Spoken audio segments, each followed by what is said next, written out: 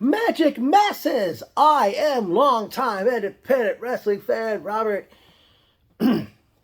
Revenge of the Nerds 10 Years of Magic Part 1 was an unforgettable show. Going into this, we knew this would be great. And, when Shane Fair came out to start the night, and he said, there were those who thought Pro Wrestling Magic wouldn't make 10 shows, let alone 10 minutes. Yeah. Where are all those doubters and naysayers now, huh? I mean, many promotions can make 10 years of existence. Who'd say how long this can keep going? But I'm sure it's in no danger. I mean, especially survived the COVID-19 pandemic and all. But nonetheless, we kick off the nights with a triple threat match as we saw Eden versus V. Daniel versus the Plexus' Troy Locke for the Junior Heavyweight Championship.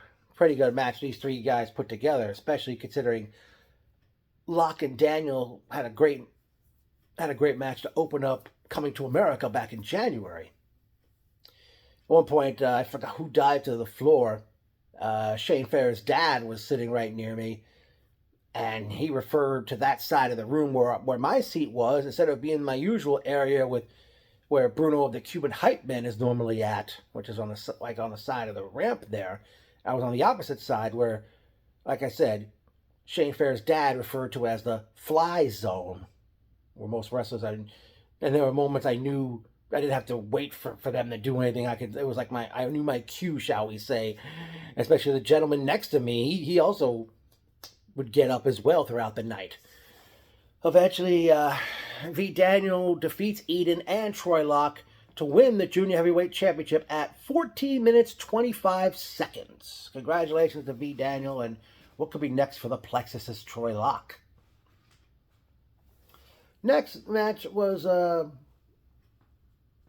we have a women's match as Rebecca J. Scott defended the women's championship against Vicky Venuto, formerly known as Vicious Vicky. I forgot what happened. I think, somebody, the referee got knocked down, and out came Journey Burke Esquire. She enters the ring with a chair. She's looking right at Vicky, but Journey hits Rebecca with the chair, and then Vicky hits Rebecca with a DDT. Vicky Venuto defeats Rebecca J. Scott at 6 minutes 8 seconds to win the women's championship. But after the match, Journey takes the microphone and forgot what she said, but Vicky says, she's on the microphone and she says, I didn't ask for your help, and she says, I myself might need a lawyer. And Vicky hits Journey and knocks her down before leaving the ring. Okay, up next was a four-way match for the Tag Team Championship as we saw Mateo Marcelos and Tiberius Asante representing their group, I keep forgetting the name, versus Junie Underwood and Ricky Price, collectively known as Smash and Burn, versus prolific members Ruthless Lala and American Gangster Isaiah Wolf, accompanied the ring by the Wise Brother Dre, and I believe that was Marcus Marquis. And they actually came to the ring with the We Are Wrestling Tag Team Championship belts, versus Dave McCall and Nate Wallace, the Rep. At one point during the match, Dave McCall he sat down next to the gentleman next to me in the early going of the match. A lot of wild stuff seemed to happen in this one. Especially you have eight people. It's 4 tag teams and 8 people. Eventually, Ruthless Lala and Isaiah Wolf defeat Smash and Burn, Tiberius Asante and Mateo Marcelos and the Rep to win the Tag Team Pro Wrestling Magic Tag Team Championship. Ruthless Lala has made history as I know there were like tears in her eyes after the match, so congratulations to Lala and Isaiah, and Ruthless Lala, the first woman to hold one half of the Pro Wrestling Magic Tag Team Championship.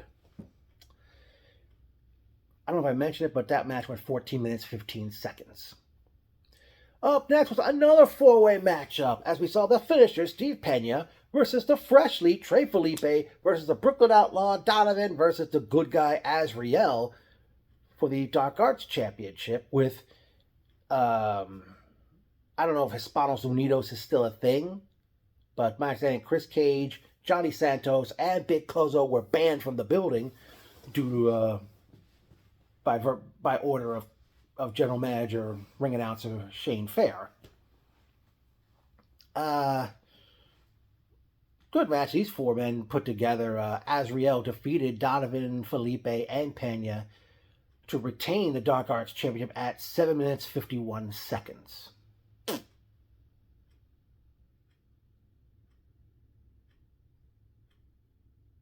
Now, thing is, at this point, I don't understand why. I mean, we know there's 5 championships in Pro Wrestling Magic. I mean, I don't know why they had the first 4 matches be. They could have spread out the title matches a little bit, if you ask me, folks. They could have done that instead of having the 4 matches in a row to start everything off. Next up was General Manager Shane Fair be the last one-on-one meeting ever between these colliding monsters, as the mayor of Scumbag City, John Tella, did battle with Bruno El Oso Blanco in a heavyweight fast pass match. Yeah, that's it. The match got underway. Eventually, they actually not even 20 seconds in, Tella, I think they went out to the floor right in front of me, and they went into the crowd, and a crowd brawl, and Tella had Bruno getting his way, but the lights in the building go out. The lights come back on. Tiberius Asante, Mateo Marcelos, and a woman with that, I don't know what kind of mask that is, was on, and she was kind of trying to keep her mask on. But Mateo Marcelos,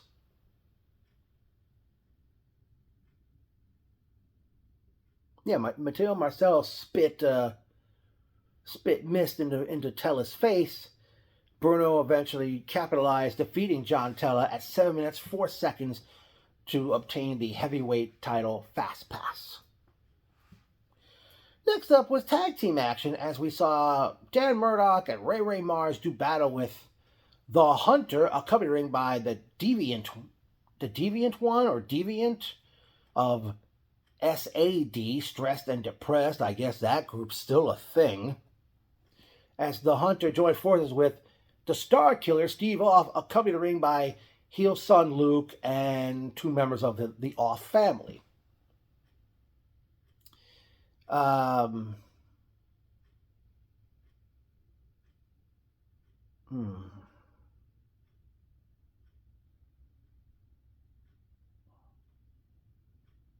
Can't remember. Oh, actually, during the matchup, in the early going, Mateo Marcelos and Tiberius Asante are standing in front of the curtain at the end of the ramp. They eventually came along, and I believe did Mateo spit mist at someone in this matchup too? So much. I mean, once these shows go in the books, guys, everything's such a blur. I'm not going to sing Puddle of Mud's blurry this time on this occasion. The Hunter and Steve Off defeat Dan Murdoch and Ray Mars at 9 minutes exactly. And I think after the match, Off attacked The Hunter. Next up, we were set for a women's tag team action, as Journey Burke, Esquire, and Cosmic were set to face Tiffany Avatar and Cameron Brené, who used to be in NXT, and I forgot where else she's wrestled. I don't know if something went wrong in this match or if there was an injury, but the referee threw up the X, and at first I don't think Shane Fair was paying attention at that point, but then the referee said ring the gong, and the match was stopped at declared a no contest at 1 minute 54 seconds. Steve Off came out, as did the new tag champs Ruthless Lala and Isaiah Wolf, to help Tiffany out of the ring. Definitely sending a lot of positivity to Tiffany. And then it was time for the main event as Smiley was challenging the Revolver Alex Ryman, accompanied the ring by Brandon Downey, Serenity, and Lugosi. Downey and Lugosi, they went to the back after Alex's entrance.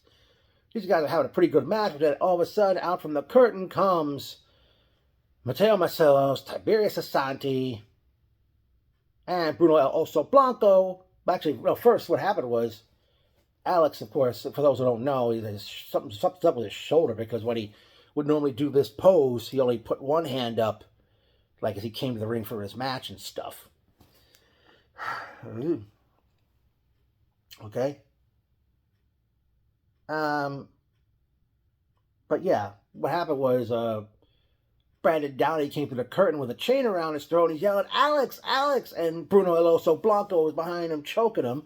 Eventually, Lugosi might take it. In the meantime, and also, I think when eventually, I forgot who held on to Brandon, but like I said, Bruno El Oso Blanco, Tiberius Asante, and Mateo Marcelos came out, and Bruno was yelling to Shane Fair, "I won in this match," and Shane's saying, "No, and Shane basically was standing his ground as a GM. He said, "No, I'm not catering to you this time. You know, this is not a key, not like the key to the kingdom. It's a heavyweight fast pass." And Bruno says, "I won in the match."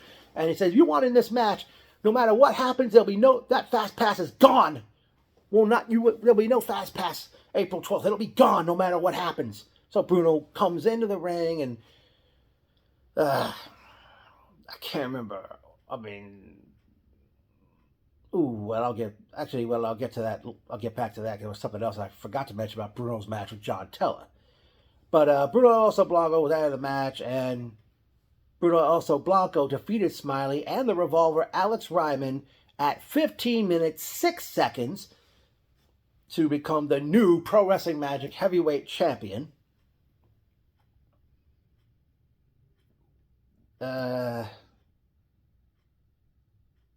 Okay, after the match ended, Shane Fair took the microphone, and he was giving Alex Ryman his kudos for he was champion for 400 some odd days, which dates back to Kingdom Come 8 back in December of 2023. He held the title for over a year. He's up there as one of the longest reigning champions in the history of the company's existence. And Ryman took the microphone and talked about he lost a friend of his who passed away, an old baseball coach of his he had in years past passed away, and now Ryman is, we know he's got one of his left shoulders like heavily taped up. So, I mean, I don't know if if they had this planned this was planned all along for Bruno to insert himself in a match and win the belt, or this was just done because they know because Ryman is hurt, and I don't know if he's going to have to take time off and get that arm fixed or not.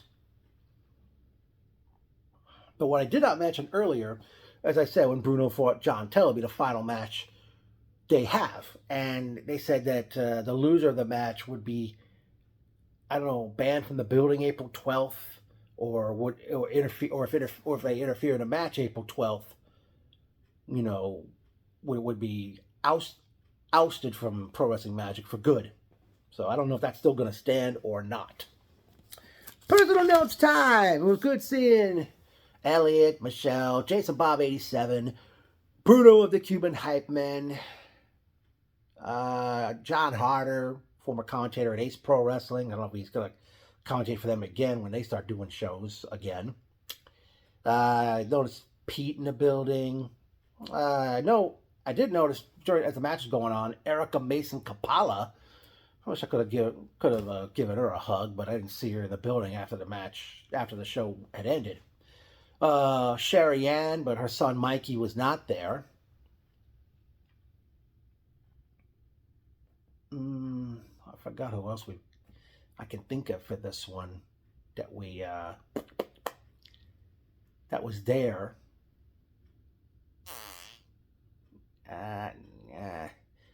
Nobody in the crowd I remember seeing there. Well, No point in saying it, but a lot of good-looking women in that crowd again. And we had a pretty good crowd and a big crowd, too. Um, I don't know, maybe that was Erica Mason Kapala outside by the side door when I took my leave. For some reason, I don't know if I don't know what the trouble was outside on Bergen at the corner outside the front door on Bergen Avenue, because Shane Fair was telling the crowd was telling everyone to go out the side that staircase on the side door, and I guess I leave people outside the side door on Park Street. Let me see here. Hold on, folks. All right. I still really want to go to Blackbirds in Cliffside Park after a show. I don't know if I'd be able to hitch a ride with somebody to go there.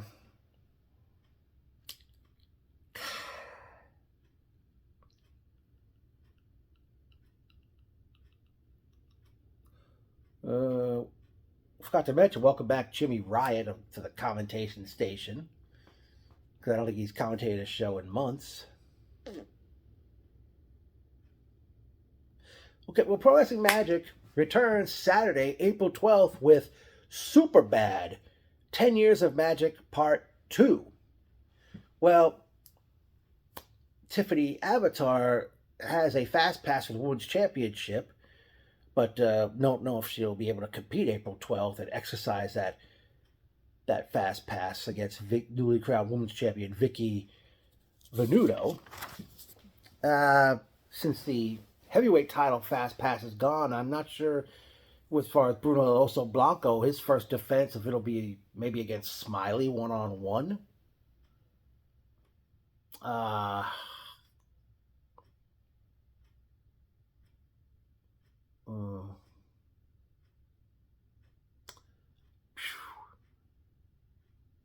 Yeah, I can never really pinpoint what's going to happen next with Pro Wrestling Magic or any federation out there.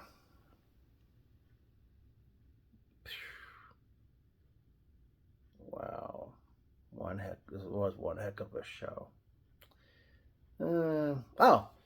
Well, nice to see somebody like the karaoke that I put up the night before the show. For those who saw that karaoke video, let me know what you thought. I did, which song I did best out of all the past and present Pro Wrestling Magic themes I sang in that video. Be back in a bit. Okay, as an added bonus, since I was singing it through my megaphone just as the show was getting underway, you're going to hear it in its entirety, but unfortunately there's no lyrics video on YouTube of it, but here it goes, and pardon me. Let me know what you all think of this. Okay. Mom packs us a lunch. We're off to school. They call us nerds because we're so uncool. They laugh at our clothes. They laugh at our hair. The girls walk by with their nose in the air. So go ahead, put us down. One of these days we'll turn it around. Won't be long, mark my word. Time has come for Revenge of the Nerds. Revenge of the Nerds. Revenge of the Nerds. We wear horn-rimmed glasses with a heavy-duty lens, button-down shirts, and a pocket full of pens. Straight-A students, teachers as pets. They call us nerds, but we don't regret. So go ahead, put us down. One of these days we'll turn it around. Won't be long, mark my word. Time has come for Revenge of the Nerds. Revenge of the Nerds. Nerds. Revenge of the Nerds. Ha ha ha. Revenge of the Nerds. Nerds. Revenge of the Nerds. While the jocks work out with the football team, we're trying to score with the girl of our dreams. You know we ain't good looking, but here's a surprise. Nerds are great lovers in disguise, so go ahead, put us down. One of these days we'll turn it around. Won't be long, mark my word. Time has come for Revenge of the Nerds. Revenge of the Nerds. Revenge of the Nerds. Revenge of the Nerds. Revenge of the Nerds. So if they call you a dork, a spaz or a geek, stand up and be proud. Don't be meek. Beautiful people, haven't you heard? The joke's on you. It's Revenge of the Nerds. Oh, I'm surprised. Shane Fair, I'm surprised you didn't channel your inner... Wow, you could have had a choice. You could have channeled your inner Booger, your inner Louis Skolnick, your inner Gilbert Lowe, your inner Lamar, your inner Wormser, your inner Stan Gable, your inner Coach, which was played by John Goodman, your inner Poindexter, your inner Ogre. Well, I know you wouldn't channel your inner Betty Childs. I know that. Am I missing any characters here? That might have been it, but yeah, I thought you would have came out dressed as somebody from that movie, Shane Fair. I'm surprised. But ladies and gentlemen, I want to say it right now. I will be there April 12th for Superbad. 10 Years of Magic Part 2. Ugh. Still, this was good. This one's going to be talked. This very show that I just got done talking about, we're going to be buzzing about this for quite some time. And who the heck knows where things go from here? Pro Wrestling Magic, Knights of Columbus in Ridgefield Park.